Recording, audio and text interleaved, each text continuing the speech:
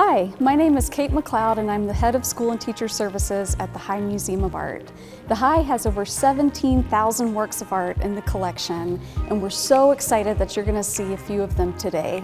We hope that you can look closely and use your imagination to make inferences about the world around you and through our works in the collection. Thank you for being here, and we're excited to learn more together. Today we're going to go on a tour that focuses on STEAM: science, technology, engineering, art, and math. What does art have to do with science, technology, engineering, math? What do you think? How is an artist like a scientist? Artists and scientists of all kinds experiment, innovate, and closely observe the natural world. We'll start with this painting, Madonna and Child with two angels, St. Francis and St. Louis of Toulouse, made over 600 years ago in Italy. This work of art depicts figures from the main religious text in Christianity, the Bible. The two central figures represent Mary, the mother of the Son of God, draped in a bright white robe with a pattern of golden stars, and the baby Jesus, the Son of God, in her lap wearing a bright blue tunic and pink robe. There are two angels in red robes standing on either side, and in front of each angel kneels a saint, both looking up at the baby. The painting is surrounded by an ornate wooden frame covered in decorations and gold leaf. What colors stand out most to you in this painting? The colors you notice are emphasized for a reason. For example, the deep blue in the baby Jesus' robe was reserved for very important figures because of how difficult and expensive it was to obtain that blue paint. This pigment was even more expensive than gold. Remember that this painting was created over 600 years ago, well before the modern pre-mixed paint colors in tubes we know today were invented. The artist Paolo di Giovanni Fei, who created this work, used a special stone called lapis lazuli to create the beautiful blue. During that time, the only known source of this rock was from a mountain range in northeastern Afghanistan, more than 3,000 miles away. But you can't paint with a rock, so someone, either the artist himself or assistants, would have had to grind the rock into a fine powder and go through a painstaking process that took days or even weeks of boiling the pigment with beeswax and resin, cooling, kneading, and reheating the mixture to extract the bright blue pigment that they called ultramarine. Curious about how other colors were made? Here are just a few examples.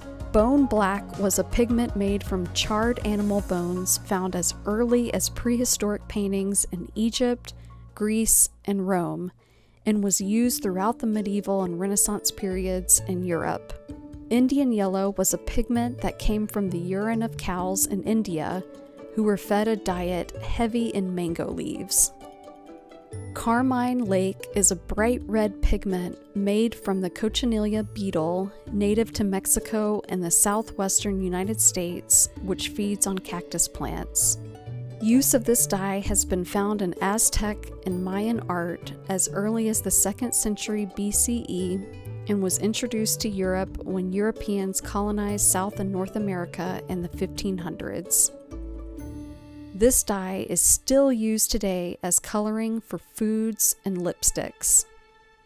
Do you ever paint? How is the paint that you use made? Maybe you can experiment with making your own. Not all paint-making processes have to be as complicated or as gross as making ultramarine or red carmine lake. Think of coffee grounds, spices like turmeric or chili powder, blades of grass, flowers, and even dirt. Mix with water or oil and you've got paint. What else can you think of that might make a good pigment? Let's take a look at another artist's work. This mirrored sculpture is made to hang in a corner of a room.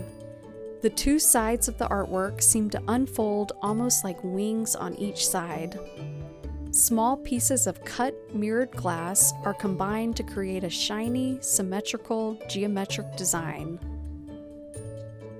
What strikes you most about this artwork? How might this artist have used math, science, engineering, and technology? Let's meet the artist. Monir Farmanfarmayan was born in Iran. Her cut glass and mirrored sculptures were inspired by the geometry of Islamic architecture, such as the incredible Shah Cheragh, a mosque built in Iran. This artwork is called Untitled, or Makaranas, named for the honeycomb vaulting of dome ceilings and niches in Islamic architecture.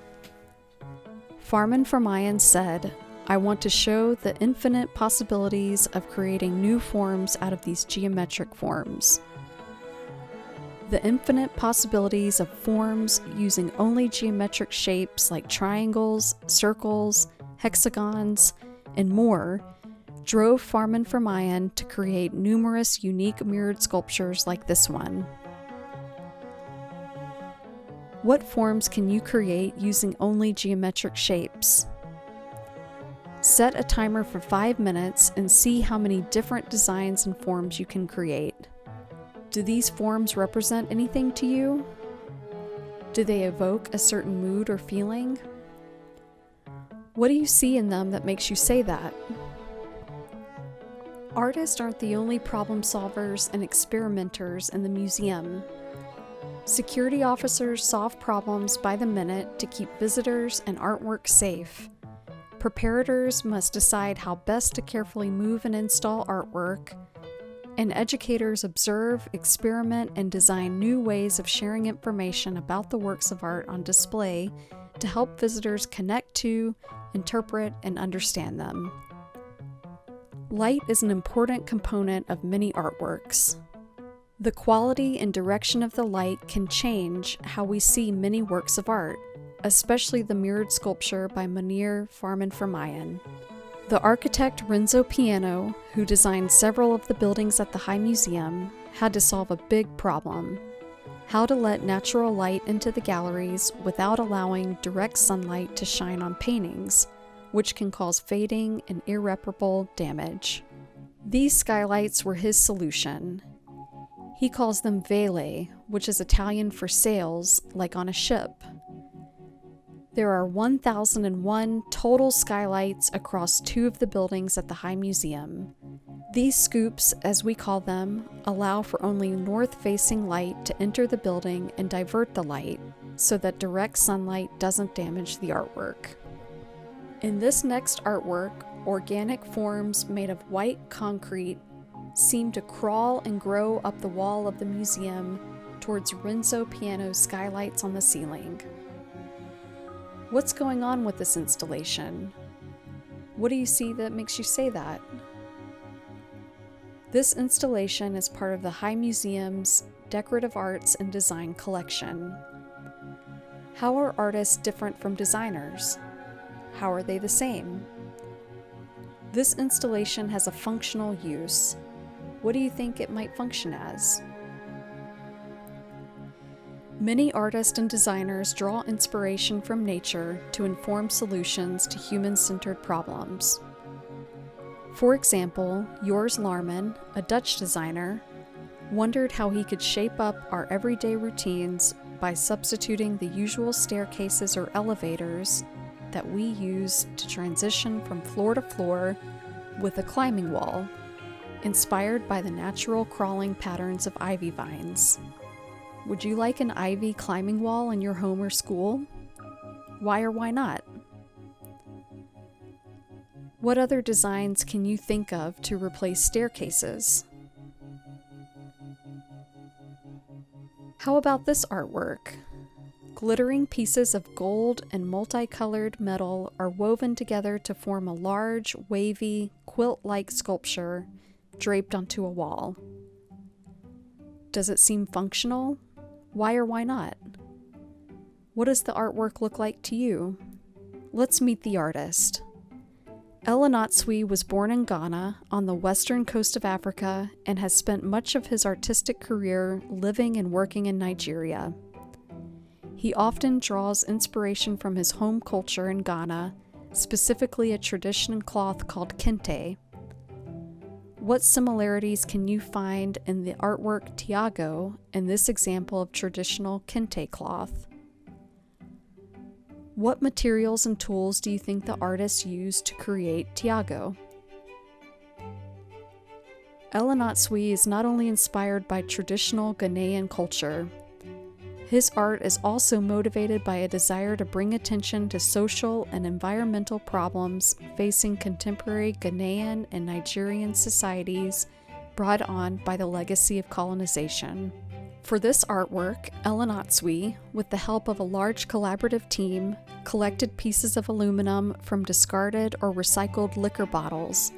Alcohol from Europe was central to the enslaving and selling of African people to the Americas, and wove them together using fine copper wire. Just like using the expensive and rare ultramarine blue pigment for only the most special subjects during the Renaissance, Ella Natsui's choice of material holds meaning and significance. Why might he have chosen to use discarded labels from liquor bottles to create this artwork? What messages might he be sending? How is Ella Natsui similar to a scientist? What skills, processes, and tools did he have to use to create this work? Ella Natsui's work centers another critical aspect of art, science, design, and technology: empathy. All of these fields work to highlight aspects of the human experience, challenge the status quo, and solve problems our world is facing. I want to leave you with an empathy-centered design challenge. Think of someone in your life. It could be a family member, teacher, friend, or even a pet. Design a chair just for them. Think about their favorite colors, favorite textures. What are some of their favorite things you might draw inspiration from? What are their hobbies and interests? You can even interview them.